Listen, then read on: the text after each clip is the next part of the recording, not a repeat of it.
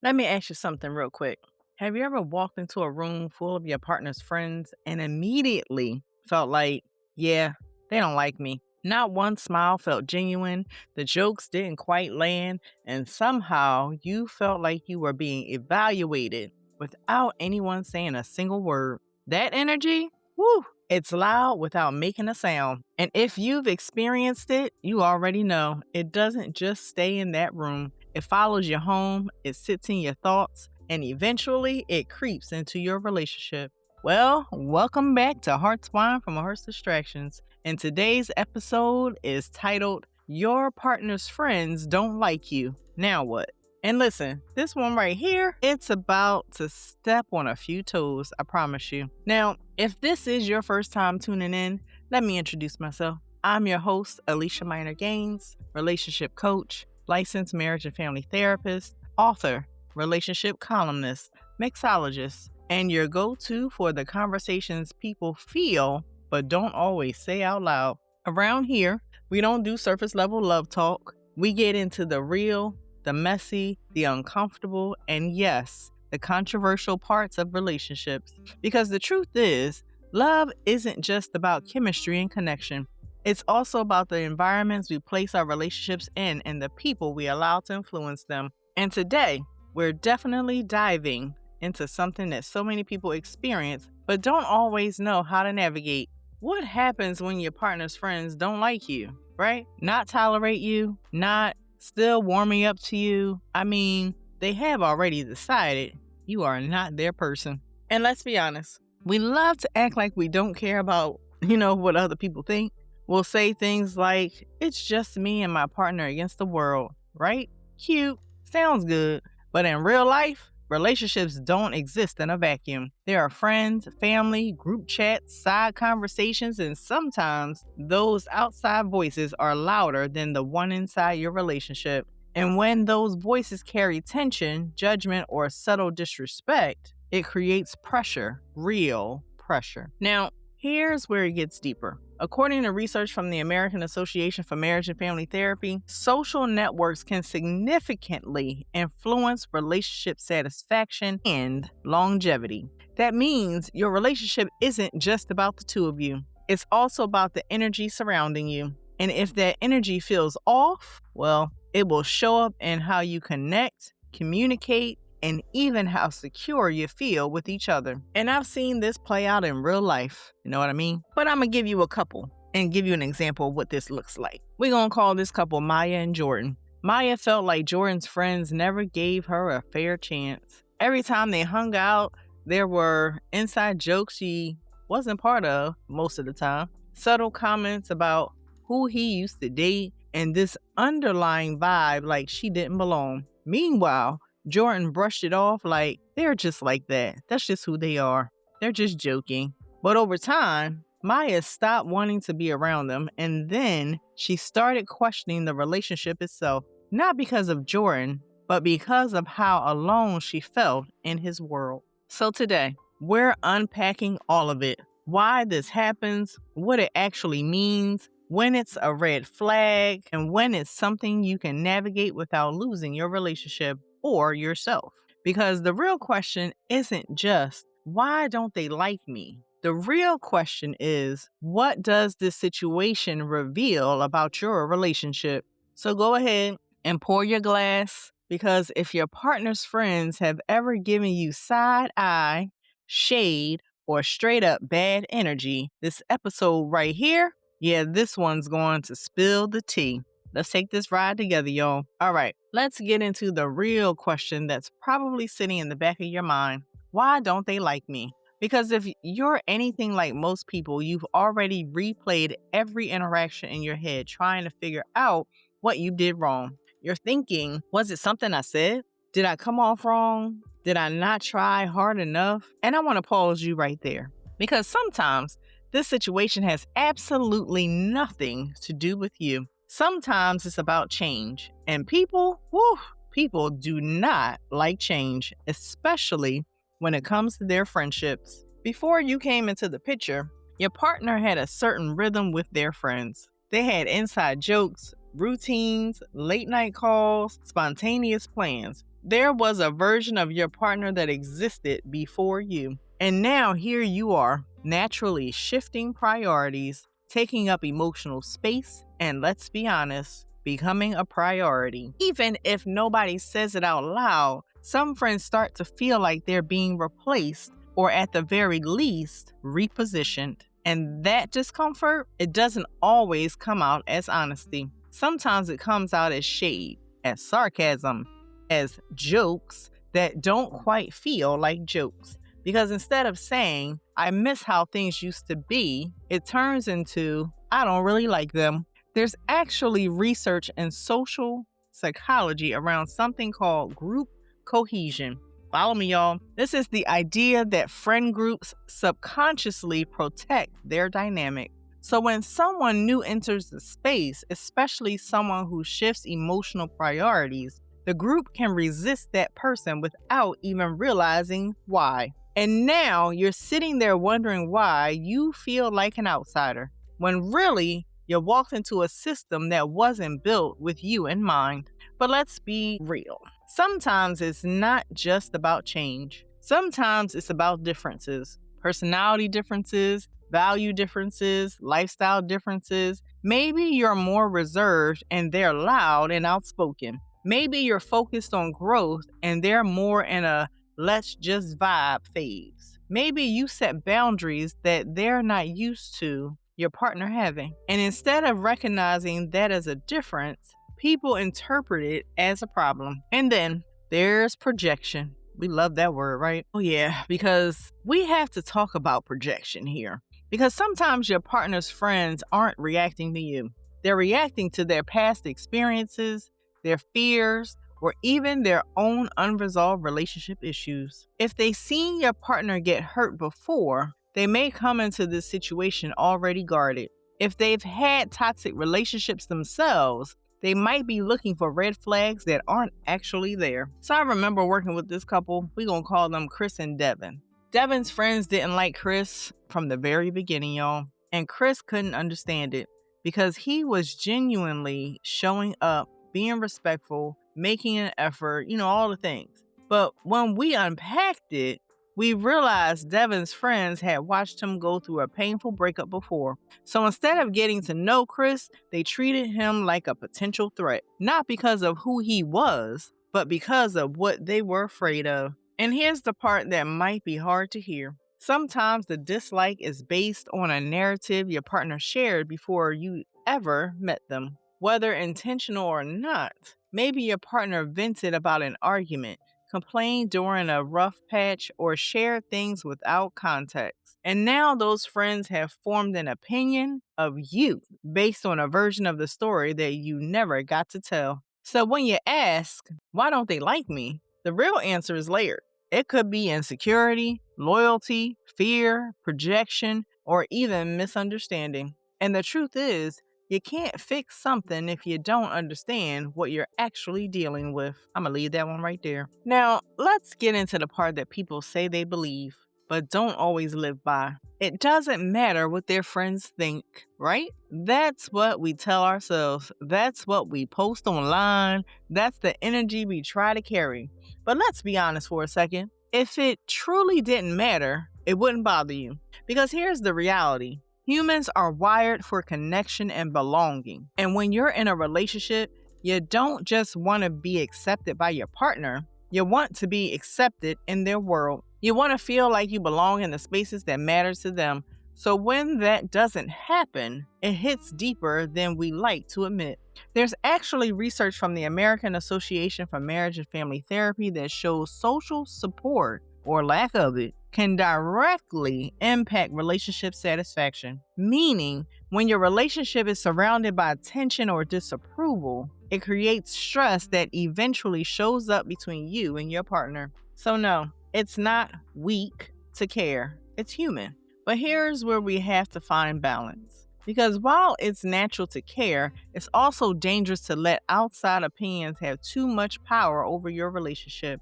And this is where you have to ask yourself a very real question. Are their friends seeing something I'm not? Or are they overstepping into something that's not their place? Because sometimes friends do see red flags that you might be overlooking. And I'm not going to sit here and pretend that's not real. There are situations where friends are protective for a reason, where they notice patterns, behaviors, or inconsistencies that you might be too emotionally invested to fully see. But on the flip side, because there's always a flip side, sometimes friends are just, can we say, loud and wrong? Sometimes they're operating from biases, from loyalty that's rooted in control, from a mindset that says, if I don't like you, you don't belong. And in those cases, their opinion isn't about your relationship, it's about their own comfort. Let me land this one for you. So I once worked with a couple. We're going to call them Alasia and Renee. And Renee's friends group did not like Alasia, y'all. I mean, they were just downright rude. And it wasn't because Alasia was disrespectful or toxic.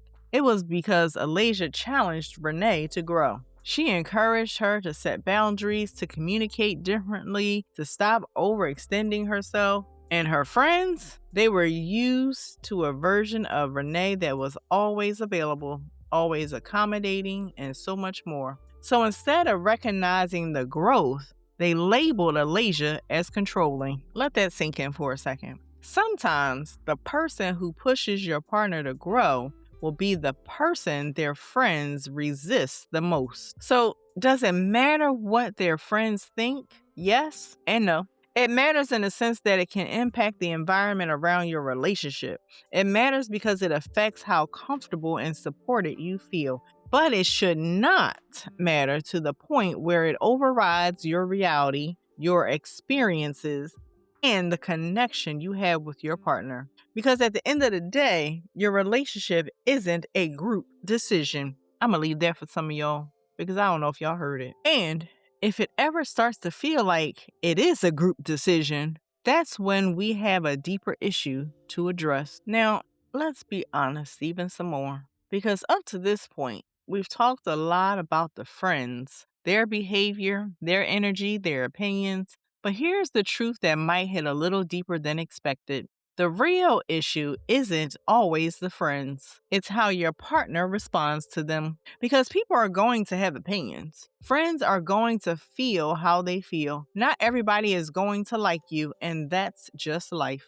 But what does matter, what really shapes your experience in this situation, is whether your partner creates a space where you feel protected or exposed. And let me break that down because there's a difference. There's a difference between a partner who says, that's just how they are, don't take it personal, and a partner who says, I see what's happening and I'm not okay with you being made to feel uncomfortable. One response dismisses your experience, the other one validates it. And that difference, it will either build emotional safety in your relationship or slowly break it down. According to relationship research from the American Association for Marriage and Family Therapy, emotional safety is one of the strongest predictions of long-term relationship satisfaction. And emotional safety isn't just about how your partner treats you, especially when it's just the two of you. It's also about how they show up for you when other people are involved. Because here's the uncomfortable truth. Silence can feel like betrayal. When your partner sees the side eyes, hears the slick comments, notices the exclusion, and chooses not to address it, it can feel like they're choosing comfort over connection. Like they're more concerned with keeping the peace with their friends than protecting the person they're building a life with. And I know somebody listening right now has experienced that exact feeling. That moment where you're sitting there thinking, are you not seeing what I'm seeing? Or are you just choosing not to say anything? I remember working with this couple, we're going to call them Tasha and Lauren. Tasha felt like Lauren's friends constantly disrespected her. They would talk over her, exclude her from conversations, and even make little comments about her lifestyle choices. And Lauren, she would laugh it off or change the subject every time. She didn't want conflict. She didn't want to make things awkward, but what she didn't realize was every time she stayed silent, she felt more alone. And eventually, Tasha said something that shifted everything. She said, it's not even about your friends anymore. It's about the fact that I don't feel like you have my back. Ooh, y'all, sit with that for a second.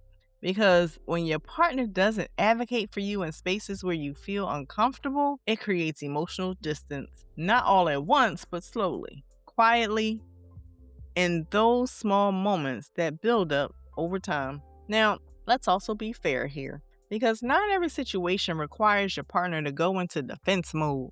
There's a difference between addressing disrespect and trying to control how everyone feels. Your partner can't force their friends to like you, but they can set the tone for how you are treated. And that tone shows up in small ways. It shows up in whether they include you in conversations, whether they check in with you after group interactions, whether they correct a joke that crosses the line, whether they create space for you to feel seen, even when others don't. Because advocacy doesn't always look like confrontation. Sometimes it looks like alignment. So here's the question you need to ask yourself. When you're in those moments, do you feel like it's you and your partner navigating the situation together? Or do you feel like you're standing there alone? Because if it's the second one, then this isn't just a friend group issue anymore. This is a relationship issue. And we're going to talk about exactly how to identify when it crosses that line. Because next, we're going to get into those red flags, y'all. And listen, some of these are subtle and some of them are loud. But either way, they matter. All right, let's lean into this part a little bit, shall we? Because we're about to talk about these red flags and it's about to get real. And not the obvious ones either. The loud, disrespectful, I know this isn't okay moments. I'm talking about the subtle ones too. The ones people excuse, the ones people minimize, the ones that sound like maybe I'm overthinking it. Let me go ahead and say this clearly. You're not always overthinking. Sometimes you're just picking up on what really is there. All right, red flag number 1. Consistent disrespect disguised as humor. Follow me, y'all. You know the type. The slick comments, the little jokes that always seem to be at your expense, the I'm just playing energy that somehow never feels playful. And what makes it tricky is that if you react, you're the one who looks too sensitive. But here's the truth. Humor that consistently puts you down is not humor. It's passive aggression with a punchline. And if your partner sits there laughing along with it instead of checking it, that's not their friends being disrespectful. That's a lack of alignment. Red flag number 2. Your partner dismisses your feelings. This one right here, it cuts deep. Because now it's not just about the friends anymore. It's about how safe you feel expressing yourself. If you bring up concerns and your partner responds with things like, you're reading too much into it, or that's just how they are, what they're really doing is minimizing your experience. And over time, that can make you question your own reality. You start second guessing your feelings instead of trusting them. And that's how emotional disconnection begins and gaslighting continues to exist in your relationship. Red flag number 3, you feel like an outsider in their world. Every time you're around their friends, you feel like you don't belong. Conversations don't include you. Plans aren't made with you in mind. There's no real effort to integrate you into the group, and your partner doesn't do much either to bridge that gap. Listen, you're not asking to be best friends with everyone, but you should feel acknowledged. You should feel like you're a part of your partner's life, not just someone who exists outside of it. Red flag number 4, your partner acts differently around their friends. Now this one is telling. If your partner becomes a different person when they're around their friends, if their tone changes, their behavior shifts, or they suddenly stop showing up for you the way they normally do, that's something to pay attention to, because it raises the question, are they prioritizing approval in that moment? Are they shrinking the relationship to fit the group dynamic? And if so, what does that mean for your connection long term? And red flag number 5. You start avoiding being around their friends altogether. At first, you try.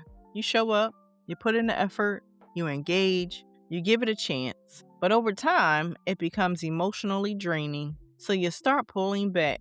You make excuses. You choose not to go. And while that might feel like self-protection, and sometimes it is, it can also create distance between you and your partner because now there's a part of their life that you're no longer connected to. And if that gap keeps growing, it can turn into resentment on both sides. And here's the thing about red flags, they don't always show up as deal breakers right away. Sometimes they show up as discomfort, as confusion, as that quiet voice in your head saying, something about this doesn't feel right. And your job isn't to ignore that voice. Your job is to listen to it. All right. So now that we've talked about what's going wrong, let's talk about what you can actually do about it.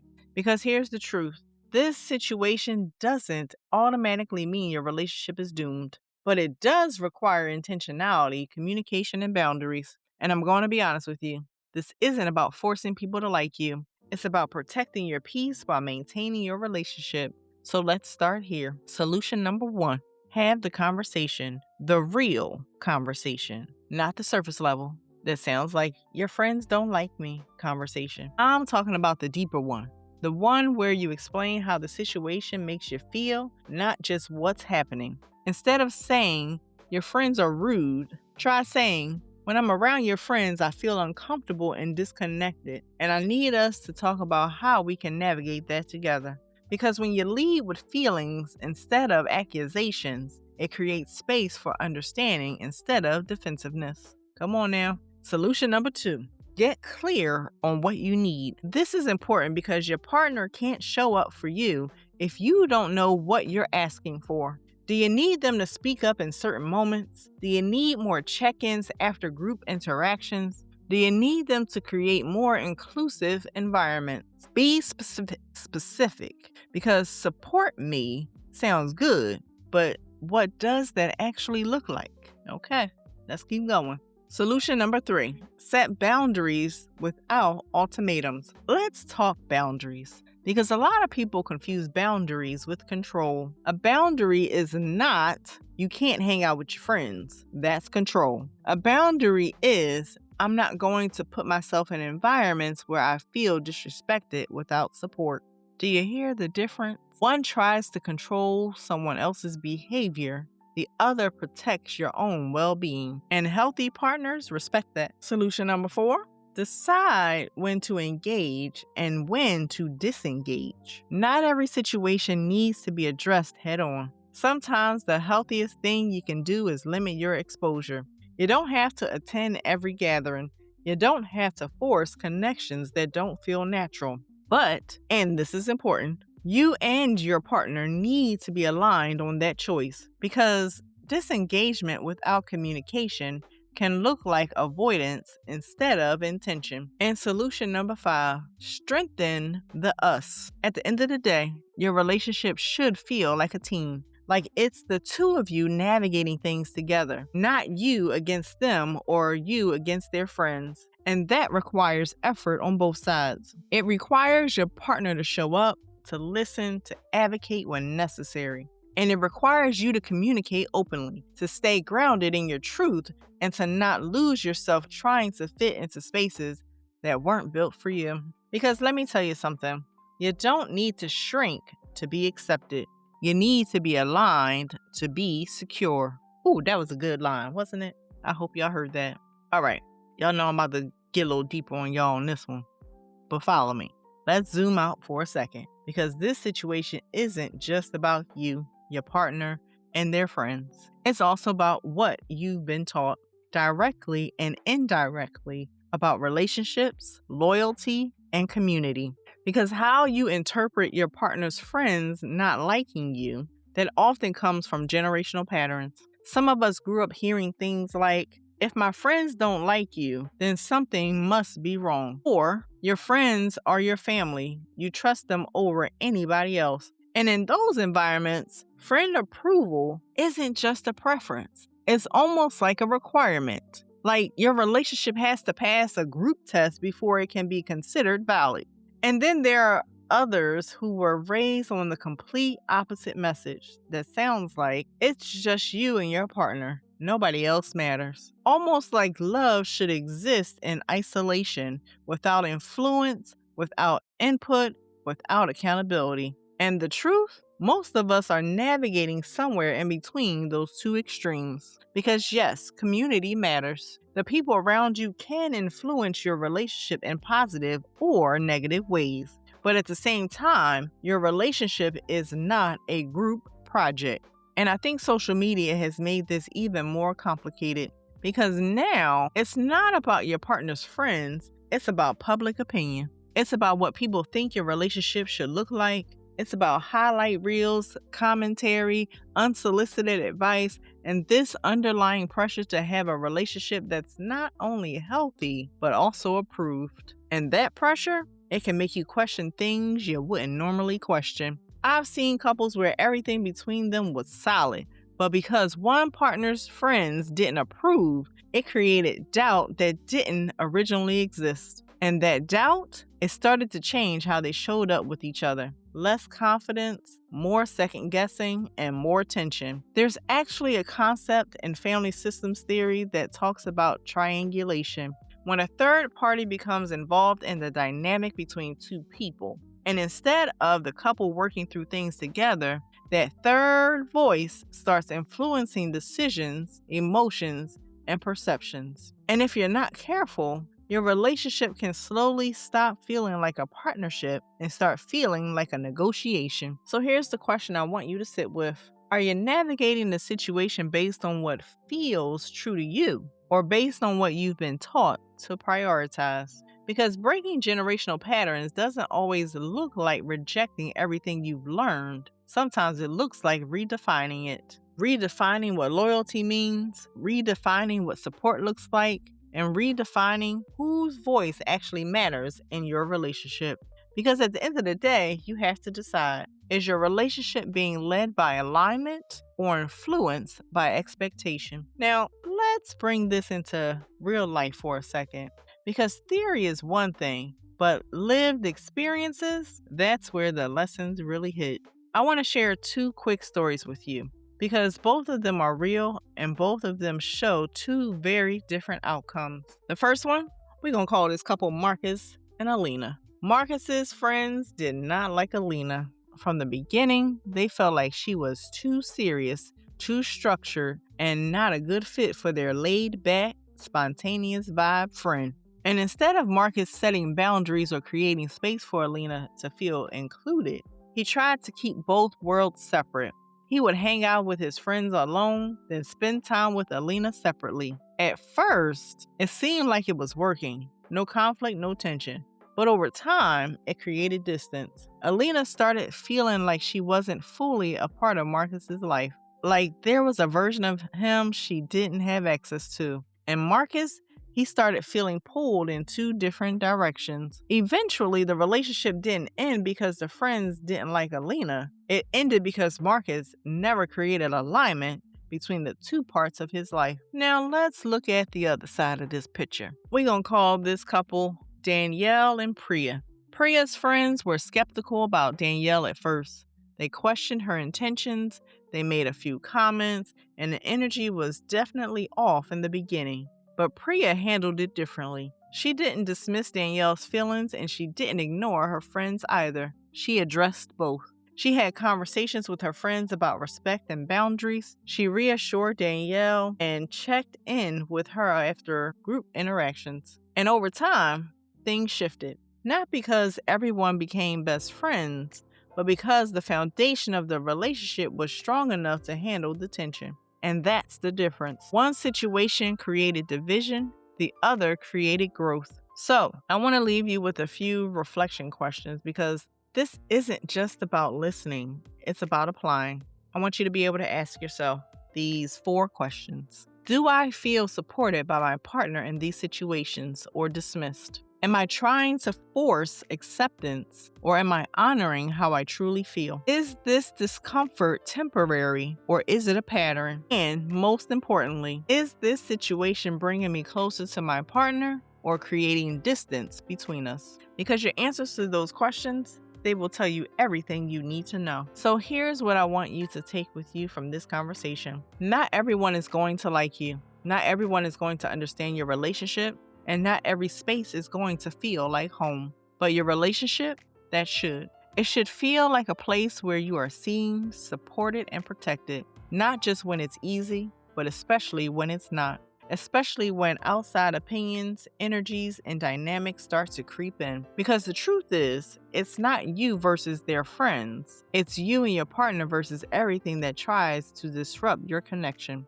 And if you can stand in that truth, if you can build that level of alignment, then outside noises become exactly what it should be: noise. So don't shrink yourself to fit into spaces that weren't designed for you. Don't silence your feelings just to keep things comfortable. And don't forget that the right relationship won't make you question whether you belong in your partner's world. You will feel it, you will know it, and you won't have to fight for it. So, as you leave this episode, I want you to ask yourself one thing. Am I trying to be accepted, or am I already aligned? Because there's a difference. And once you understand that difference, you move differently. All right, y'all, this one was real. So go ahead, take that last sip of your wine, sit with what we talked about. And if this episode hit you in a way that made you think, reflect, or even side-eye your situation just a little bit, then I need you to share this with someone who needs it, who needs to hear it, who needs to feel it. And while you're doing that also, I want you to go and subscribe to my YouTube channel at Hearts Wine from Hearts Distraction on YouTube. And if you subscribe and you like what you've heard, share it with someone, whether you think they need it or not. Because at some point, we all need to hear these things. I want you also to be able to go to my website, www.aliciasdistractions.com. There are some things that will be coming very, very soon. I want you to be able to purchase a copy of my poetry book, Distractions of the Heart, on Amazon. And for y'all who don't know, I am currently working on a new book. It's not a poetry book, but it will be a book for couples to help you through and navigate some real things in your relationship. And lastly, I want you to go follow me on social media, of course. Hearts Wine Podcast on Instagram, TikTok, and Facebook. And until next time, protect your peace, choose alignment, and don't let outside voices rewrite what only the two of you are meant to define. Cheers.